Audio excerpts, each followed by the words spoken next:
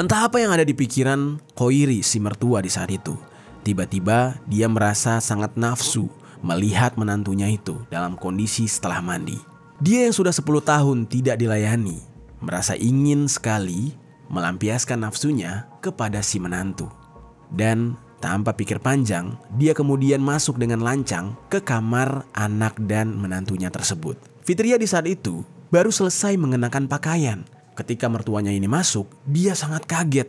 Halo Sobat Pena, apa kabar hari ini? Assalamualaikum warahmatullahi wabarakatuh. Kali ini kita bakal ngebahas lagi kejadian-kejadian menarik yang ada di muka bumi ini. Cerita kali ini datang dari Jawa Timur, dan cerita ini sedang hangat-hangatnya diperbincangkan di Indonesia saat ini. Kejadiannya baru-baru aja terjadi, yaitu di bulan Oktober kemarin tahun 2023 ini, di mana ada seorang menantu yang hidup bersama dengan suami dan juga ayah mertuanya di satu atap yang sama. Dan ayah mertuanya ini sudah kehilangan istri sejak 10 tahun yang lalu. Dan semenjak anaknya menikah, ada rasa ketertarikan dari si ayah ini atau si mertua ini pada sang menantu. Hingga tiba-tiba pada suatu hari, ketertarikan si ayah mertua terhadap menantunya ini malah berubah menjadi sebuah musibah yang benar-benar mengerikan. Yang dimana ayah mertua tersebut mengeksekusi sang menantu gara-gara menantunya ini tidak mau melayani nafsu bejatnya. Apa yang terjadi dengan si mertua ini? Mengapa bisa dia melakukan hal sekeji itu? Dan di mana suami korban di saat itu? Di saat ayahnya mencoba untuk melampiaskan nafsu bejatnya terhadap sang istri. Nah, cerita selengkapnya bakal kita bahas di Kata Pena.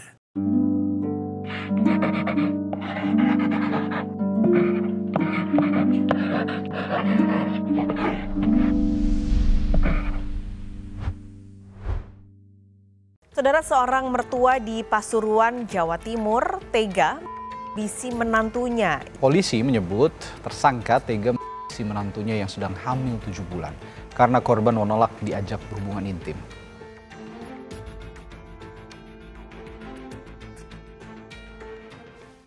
Oh ya sobat, sebelum aku lanjut ke ceritanya jangan lupa untuk like, komen, dan subscribe. Serta share ke teman-teman kalian tentang cerita ini. Oke, kita mulai ceritanya. Ada seorang perempuan yang bernama Fitria Almuniroh Hafidloh Diana yang berusia 23 tahun. Dia ini tinggal bersama dengan ayahnya yang bernama Munir serta ibunya yang bernama Nurul Afini dan juga kedua saudara kandungnya. Orang tua dari Fitria ini bekerja sebagai kepala sekolah dan juga guru di salah satu SMP di daerah Kalibokor. Dari pekerjaan kedua orang tuanya itu, kehidupan keluarga Fitria bisa dikatakan berkecukupan sehingga kedua orang tuanya ini mampu menyengolahkan Fitria sampai menduduki bangku perkuliahan di salah satu perguruan tinggi swasta di Surabaya, tepatnya di Universitas Terbuka Surabaya. Fitria ini dikenal dengan sosok yang sangatlah penurut. Dia patuh, tidak neko-neko, dan jauh dari pergaulan yang tidak baik. Didikan kedua orang tuanya memang sangat baik sekali. Bahkan di keluarganya, Fitria bisa dikatakan anak kesayangan. Dan orang tuanya rela melakukan apapun demi kebahagiaan Fitria dan adik-adiknya yang lain.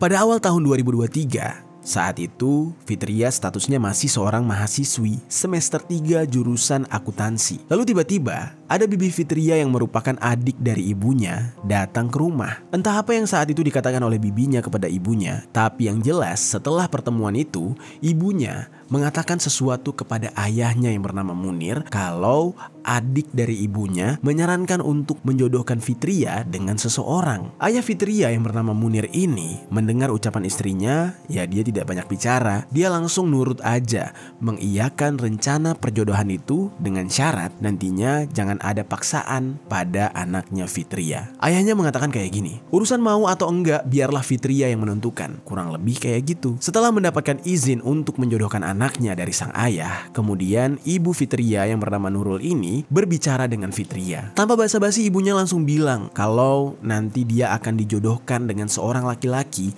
yang menurut ibunya sangat bertanggung jawab. Sebenarnya nih sobat, pada saat itu ibunya sama sekali belum bertemu dengan laki-laki yang akan dijodohkan dengan anaknya ini. Dia hanya tahu dari cerita adiknya doang tentang laki-laki itu, dan di saat itu si ibu ini percaya-percaya aja tanpa mencari tahu terlebih dahulu bibit, bobot, dan bebet si pria tersebut. Ya biasalah sobat, namanya juga ibu-ibu, apalagi yang menyampaikan cerita tersebut adalah adik kandungnya sendiri. Dan di saat itu Fitria yang mendengar keinginan ibunya tersebut sangat kaget bukan main. Soalnya Fitria ini kan masih kuliah. Kok bisa ibunya ini main mau jodoh-jodohin aja gitu? Lalu Fitria ini tetap bertanya dengan lembut kepada ibunya. Kalimatnya kayak gini, "Apakah karena usiaku sudah tua dan matang untuk menikah ya Bu?" kata Fitria. Dan di saat itu Fitria sebenarnya agak bingung memikirkan mau nyelesain kuliah dulu atau ya justru langsung menikah aja. Namun di saat itu ibunya bilang kalau usia Fitria sudah matang dan ada laki-laki yang bertanggung jawab dan siap untuk menikahi dia. Jadi kenapa harus ditolak? Nah, karena Fitria ini memang anaknya sangat penurut sekali, jadinya dia tidak mikir banyak dan menerima perjodohan yang disampaikan oleh ibunya tersebut. Nah, begitulah kurang lebih latar belakang keluarga Fitria dan bagaimana keluarganya ini ingin sekali menjodohkan Fitria dengan sang suami. Nah, sekarang kita bahas lagi nih tentang bagaimana latar belakang dari keluarga pria yang dijodohkan dengan Fitria. Yang mana keluarga pria inilah yang nanti akan menjadi eksekutor bagi Fitria.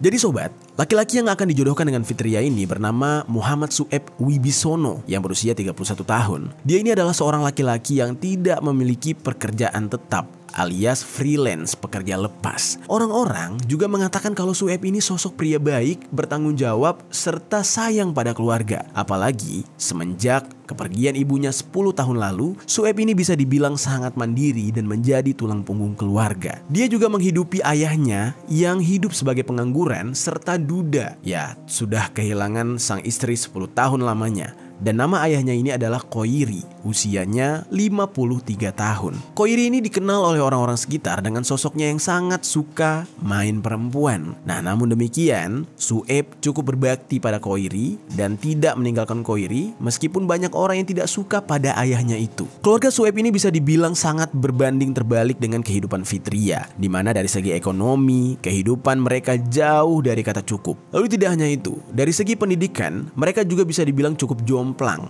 Keseharian Sueb hanyalah seorang pedagang cilok keliling yang penghasilannya tidak seberapa. Sementara Fitria itu adalah seorang mahasiswi dengan pekerjaan kedua orang tuanya yang memiliki gaji yang cukup.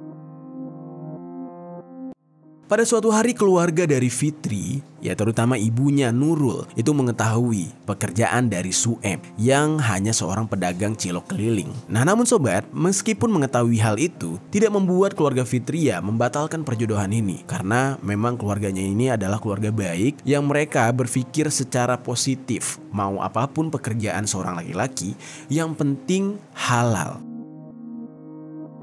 Akhirnya, perjodohan ini pun berhasil dilakukan. Fitria jatuh hati kepada Sueb dan Sueb pun demikian. Mereka melangsungkan pernikahan pada bulan Mei tahun 2023 dengan resepsi yang digelar dengan sangat sederhana.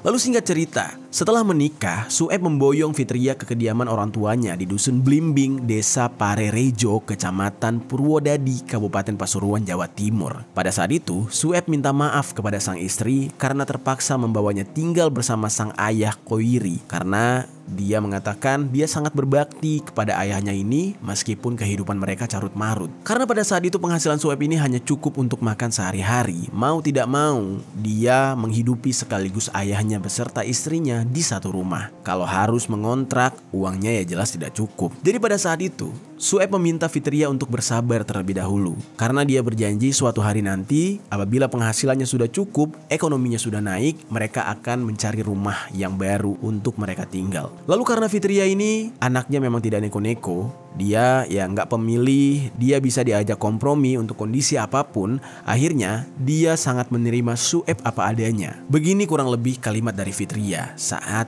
menjawab ajakan Sueb. Tidak apa-apa, kita tinggal di sini saja dulu. Nanti kalau sudah ada uang, baru kita pergi mengontrak, kata Fitria. Dan setiap kali pulang dari berdagang, Sueb juga selalu memberikan uang kepada sang istri. Dan berapapun uang yang dibawa oleh Sueb selalu diterima oleh Fitria. Fitria juga selalu menggunakan uang yang diberikan oleh suaminya ini dengan sebaik-baiknya. Dan bahkan Fitria sangat senang sekali memasak, makanya dia selalu menghidangkan makanan enak untuk suami serta mertuanya yang bernama Koiri. Meskipun kondisinya sangat sederhana, Fitria ini hidup dengan kebahagiaan. Dan pada awal-awalnya memang mertuanya juga sangat baik kepada Fitria. Dan bahkan Fitria menganggap mertuanya ini sebagai orang tua kandungnya sendiri. Dia tidak pernah membeda-bedakan mertuanya itu dengan orang tua kandungnya. Dia selalu memberikan perhatian yang sama pada mertuanya.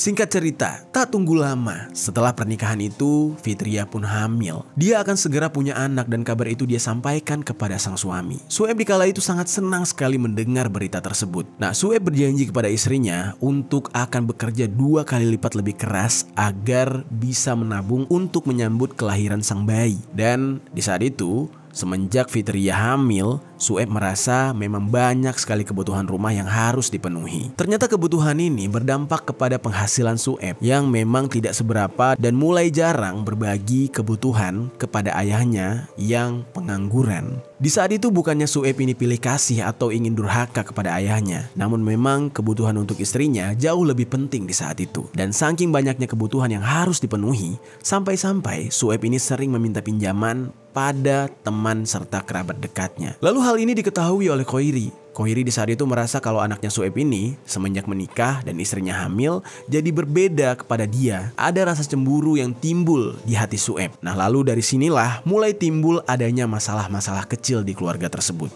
Sueb ini bahkan sampai mengatakan kepada Fitria kalau dia nggak suka anaknya sampai ngutang sana sini. Apalagi hutang tersebut untuk Fitria, bukan untuk dia. Bisa dikatakan dalam kondisi ini, Koiri ini sudah mulai cemburu sosial kepada sang menantu. Lalu karena hal itu, Fitria yang dikenal dengan sosoknya yang lembut dan juga sabar, tiba-tiba tersulut emosi. Karena dia merasa ini memang sudah tanggung jawab sang suami. Apalagi dia sedang hamil. Akhirnya, dalam kondisi tersebut, untuk pertama kali antara Fitria dan Sueb terlibat cekcok mulut. Mereka benar-benar saling maki-memaki di saat itu. Dikarenakan percekcokan itu, Fitria yang selama ini selalu menyembunyikan apapun masalahnya dia dan selalu diam, akhirnya mulai curhat melalui WhatsApp kepada ibunya. Pesan yang dikirimkan oleh Fitria kurang lebih kayak gini. Bu, ternyata kalau hidup serba kekurangan, orang gak punya tuh begini ya rasanya. Kemudian ibunya menjawab, orang gak punya memang biasanya diinjak. Berbeda dengan orang yang punya pangkat tinggi,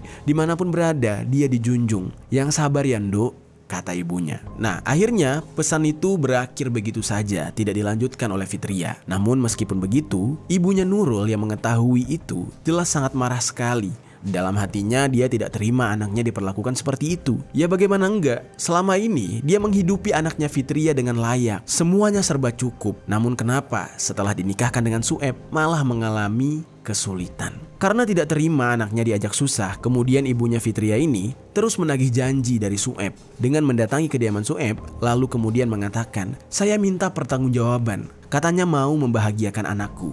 Janjimu mana? Anakku sudah jadi istrimu. Sekarang tolong kamu berikan yang terbaik untuk anak saya. Saya tidak terima kalau anak saya hidup dengan segala kesusahan. Nah, di saat itu, ibunya sudah mulai tidak terima dengan kondisi kemiskinan yang harus dihadapi oleh sang anak. Lalu ibunya bilang lagi, oh ya, satu lagi, bawa anakku pergi dari rumahmu ini. Kalian mengontrak saja. Nah, ibunya ini meminta kepada Sueb agar pindah dari sana gara-gara ibunya sudah mendengar sifat dari si mertua yang bernama Koiri yang suka main perempuan. Dia sering gonta-ganti perempuan dan ibu Nurul ini takut kalau nanti anaknya malah jadi korban. Apalagi si mertua tersebut sudah 10 tahun ditinggal istrinya, yang mana berarti sudah lama dia tidak melampiaskan nafsunya.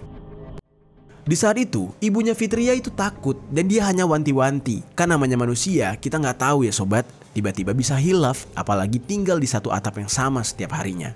Nah, lalu Sueb yang mendengarkan itu tidak bisa melawan karena yang marah adalah mertuanya. Nah, lalu ditambah lagi, istrinya Fitria juga marah pada Sueb. Dia marah kenapa suaminya itu tidak cari saja pekerjaan lain yang lebih menghasilkan. Di saat itu dia bilang kayak gini, kamu mau seperti ini terus, jadi pedagang cilok terus yang penghasilannya tidak seberapa. Ingat mas, kita ini akan segera punya anak, banyak kebutuhan yang harus kita siapkan.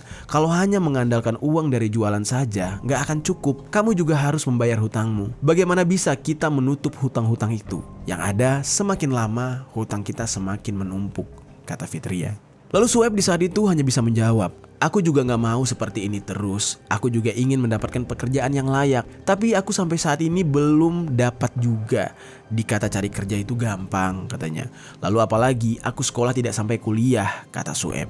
Jawaban itu membuat Fitria terdiam. Dia bingung harus menjawab apa. Karena memang akhir-akhir ini suaminya juga sedang berusaha mencari pekerjaan. Dan dia sangat menghargai itu. Lalu di sisi lain, hubungan antara Fitria dan ibunya yang bernama Nurul itu bisa dibilang sangat baik. Namun komunikasi mereka sangat jarang gara-gara ibunya kan juga kerja. Jadi ibunya sibuk. Lalu pada suatu hari, karena udah sangat butuh sekali uang, akhirnya Fitria ini memberanikan diri untuk melakukan video call dengan ibunya. Tepat di tanggal 30 Oktober tahun 2023 jam 1 siang. Saat itu dia bilang kayak gini, "Bu, aku mau jual TV sama STB-nya. Aku lagi butuh uang, mau beli motor seadanya buat aktivitas sehari-hari. Aku mau jual TV itu di harga 1 juta, tapi udah ada yang nawar sih harganya 750. Tapi aku belum rela ngelepasin, siapa tahu ibu mau beli." Begitu ucap Fitria. Lalu tak hanya menawarkan TV, Fitria juga sempat bilang, "Ibu maafin Fitria bu, selalu ngecewain ibu. Belum bisa bahagiain ibu, yang ada nyusahin ibu mulu." Lalu ibunya bilang lagi, "Hus, jangan begitu terus. Kamu kenapa sih? Dari sebulan lalu selalu itu aja yang diucapkan," kata ibunya. Nah, namun di saat itu ibunya juga merasa kalau semua ini salah ibunya yang sudah menjodohkan dia. Mau tidak mau, ibunya ini mencoba untuk memperbaiki semua kesalahan tersebut. Di saat itu ibunya merasa kasihan dan mengatakan kepada ayah Fitria untuk membeli saja TV tersebut agar bisa membantu sang anak. Lalu di sisi lain, Sueb sang suami merasa tidak enak pada ibu mertuanya dan juga dia memiliki rasa tanggung jawab pada istrinya. Apalagi di saat itu, istrinya sudah hamil 6 bulan dan mau masuk ke 7 bulan mendekati hari kelahiran. Kondisi tersebut membuat Sueb mikir dan akhirnya dia mencari-cari cara agar bisa dapat pekerjaan lagi. Sebenarnya dia ini juga sudah berusaha mencari kerja, mengirimkan lamaran kerja dari sejak lama sobat. Namun ternyata mencari pekerjaan tidak segampang itu untuk bisa di tahap sampai dipanggil interview serta bekerja.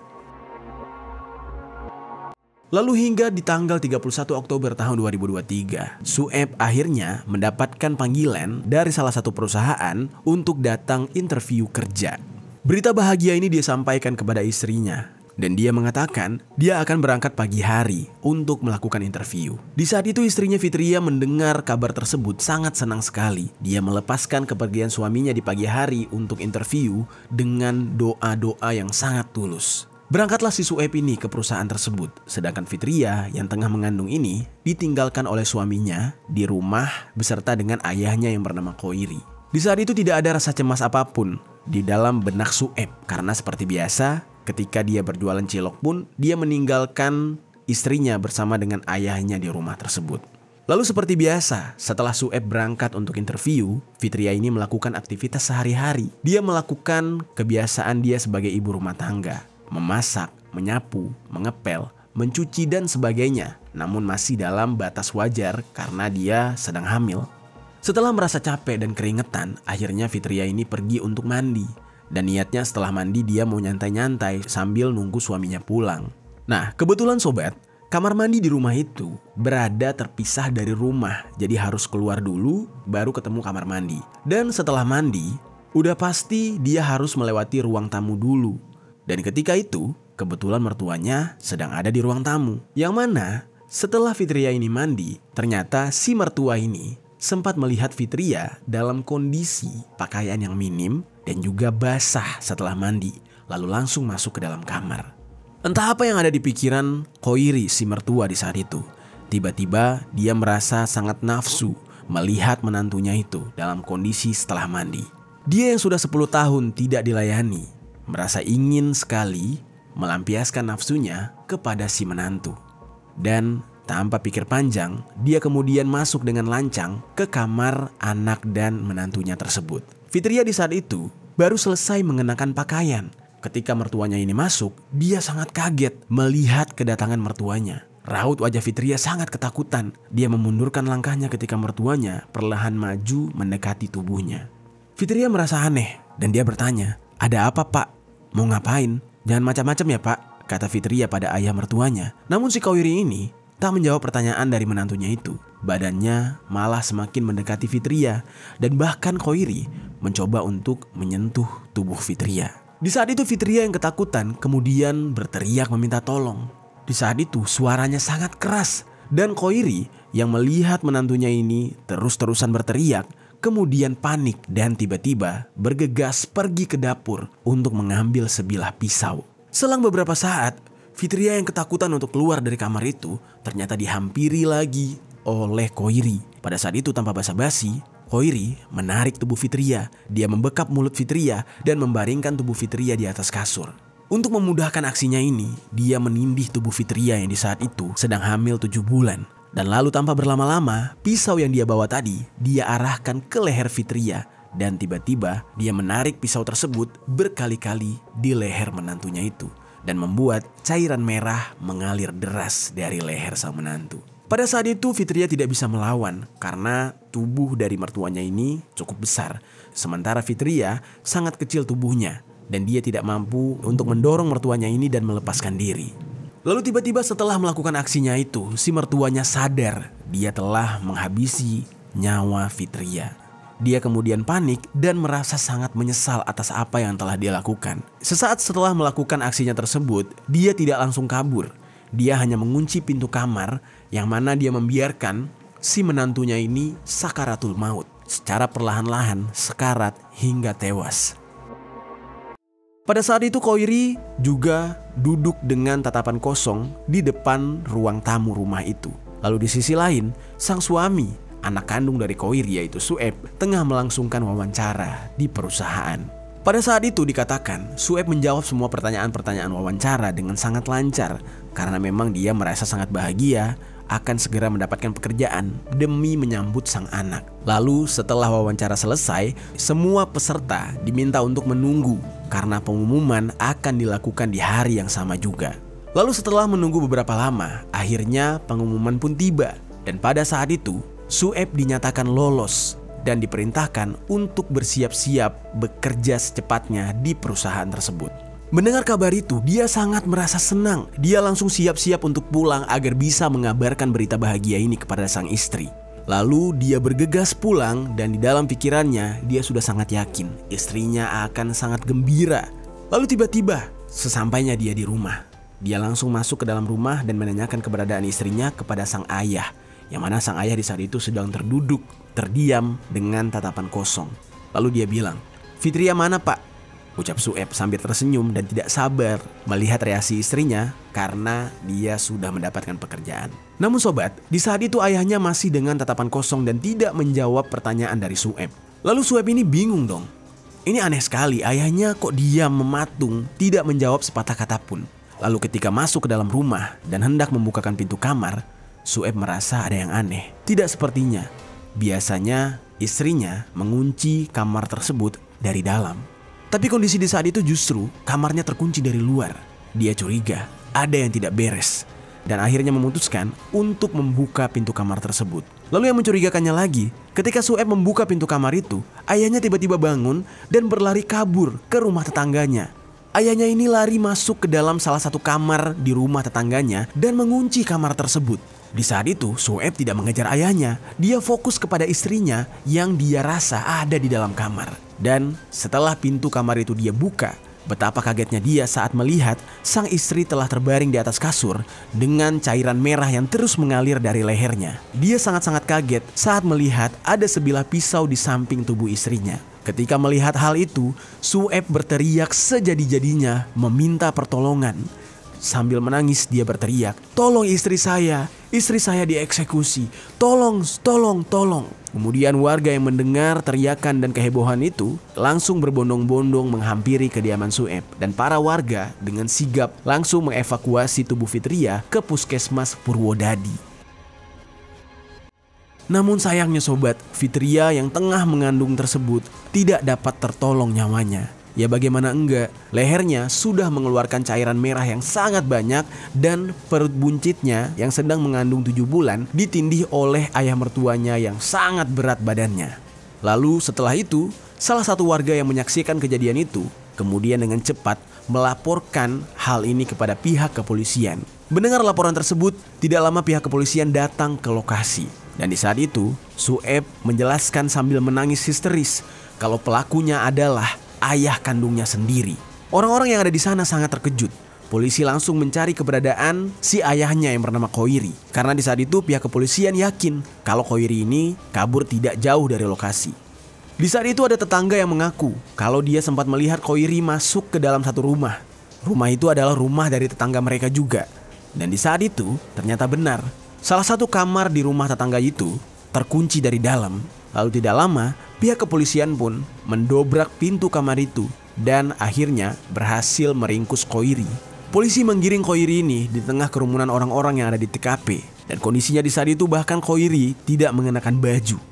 Kabar ini pun sampai ke telinga keluarga dari Fitria. Di saat itu keluarga Fitria langsung datang ke TKP juga. Dan ibunya yang bernama Nurul sampai histeris berteriak saat melihat si pelaku yang bernama Khoiri. Dia menangis, berteriak dan mengatakan, "Saya minta dia dihukum dengan seberat-beratnya. Pokoknya kalau bisa dibuat cacat saja. Tangannya harus cacat, kakinya juga harus cacat." Ucap dari sang ibu mengeluarkan sumpah serapah. Khoiri pun dibawa ke kantor polisi dan sesampainya di sana dia sempat mengelak kalau dia hendak memperkaos Fitria. Di saat itu dia mengaku kalau menantunya itu menyebalkan dan tidak menyiapkan makanan untuknya yang sedang merasa lapar, kata dia. Makanya dengan gelap mata dia mengeksekusi Fitria. Namun keterangannya itu dibantah oleh Sueb. Dia mengatakan kepada polisi kalau tidak masuk akal jika ayahnya kelaparan karena istrinya itu selalu peduli kepada si Khoiri ini. Bahkan istrinya selama menikah hampir tidak pernah menelantarkan mereka. Bahkan tak pernah sekalipun istrinya itu kedapatan tidak menyediakan makanan. Walaupun terkadang mereka tidak ada uang atau sedang ada masalah, istrinya ini mencari bala bantuan kepada keluarga istrinya. Lalu di sisi lain, Fitria yang sudah meninggal dunia ikut membawa serta janin bayinya di dalam perutnya. Fitria pun akhirnya dimakamkan di hari yang sama di tempat pemakaman umum Parerejo, Pasuruan, Jawa Timur. Keluarga dari Fitria sangat tidak terima atas apa yang menimpa Fitria dan meminta untuk pelaku dihukum seberat-beratnya. Dan di dalam kasus ini sobat, pelaku masih menjalani proses persidangan dan belum jatuhi hukuman. Tapi atas kejadian yang menimpa Fitria ini, diduga si Khoiri akan dijatuhi hukuman mati. Hukuman yang setimpal dengan apa yang dia lakukan terhadap Fitria.